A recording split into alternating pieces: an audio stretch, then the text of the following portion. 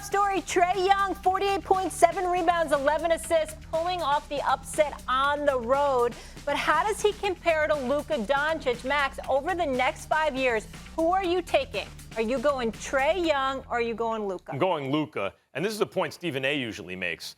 You know, you have one guy who's a little over 6 feet and one guy who's 6'8", and they're both great. Take the 6'8" dude. Know why? The basket's 10 feet in the air. Luka has a chance to be the best player in basketball before too long. In fact, even KD played out of his mind, right? And so I don't think Luka, you have to like the way KD played last, better even than the way Luka played last.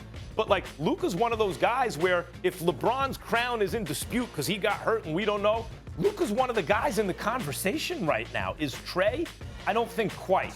I like Luka. I don't blame you for that, but I would say to you, we can't summarily dismiss the notion that Trae Young ain't worth that either. Numbers are similar in the postseason, and here's the advantage that Trae does have, Max. He doesn't have baggage. Luka, officiating, tied. I forgot who was with for most technicals in the league this year.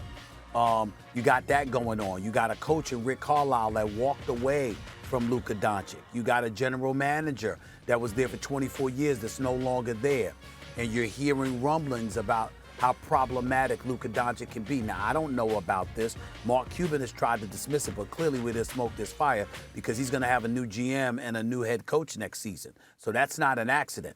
Not to mention the fact that if you have something like that going on and you have players that don't necessarily want to play with you because you created a culture that people ain't adapting to. Yep. And in the meantime, Trae Young doesn't have that issue because they ain't giving him nothing but love. Then that's a different ball game that's worth considering as well. But I would go with Luka too for now. But I wouldn't summarily dismiss Trae Young because the numbers are similar and brother's special. Yeah, good options to have. All right, let's keep it rolling here. So we know Stephen A. is one of the hardest working men in sports media, right? And we want to make sure that he has a great time when he travels. It's a running joke on the show, Stephen A.'s travel plans. It's all in fun. Listen to us on Tuesday. Well, Stephen A., I'm worried about these destinations that you possibly have to go to for the NBA Finals. I mean, do you really want to be in Milwaukee? There is breaking news here. I don't believe either of them are going to win their respective series, but I don't believe I've ever rooted for Atlanta, the Atlanta Hawks, and the Los Angeles Clippers more in my life. I don't believe I've done it. I don't believe I've ever rooted for them more in my life. That is true. That is true. All right. Well, Milwaukee was listening to us. Bucks president Peter Feigin offering us a tour of the city. Let me just say this. Milwaukee, a great city, great people, passionate fan base that supports their teams, rally together. They deserve a winner, and they may have a championship in these Bucks. So I would like to take up Peter Feigin on the tour. Dear District, here I come. I'd love to go. Stephen A., I know you agree with a lot of this, but I want to know, is there anything that you would like to add? I'd like to add that I want the city of Milwaukee to grow the hell up. Stop being so damn sensitive. Let me be very, very clear. The arena, Fiserv Arena, is a first-class arena. That's what the Milwaukee Bucks franchise needed in order for them to stay in that city. Because if they hadn't built the new arena, the owners were going to leave and the NBA was going to force them to leave, okay? That's a matter of record, all right? The fans there, outstanding.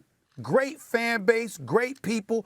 I got a lot of friends there. One of my best friends is Gary D. Howard, the former executive sports editor for the Milwaukee Journal-Sentinel for damn near 2 decades there. One of the first things I did when I went to his house is I said, "What the hell are you doing here? Why would you be here? It's freezing." I said nothing about the people. I said nothing about the fans. I said nothing about the arena, which is first class. They got this kind of LA Live Midwest feel there. That's absolutely fantastic. I was given a tour of that place. It was beautiful. The fans, the fan base, the quality of their team, all of that stuff is first class. And I love the people. And I got friends within the Milwaukee Bucks organization. But forgive me if I don't like cold weather. I've spoken against Chicago. I've spoken against Minneapolis. I said, I asked my boy, in his church, I said, how could you do that to them? Having them in freezing behind Minneapolis, okay?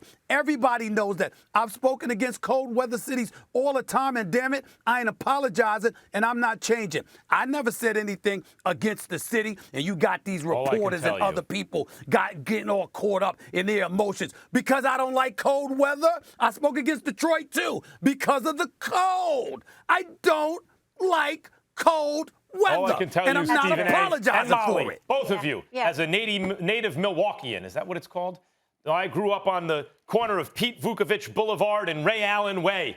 My father, the brewmeister, showed me at his work what I needed to do to be successful in Milwaukee, and I've made it all the way to First Take. And I won't let you besmirch my city's name.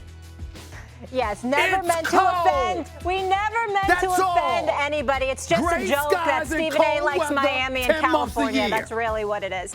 So Cold. Our apologies. And I'm going on that tour. You do that.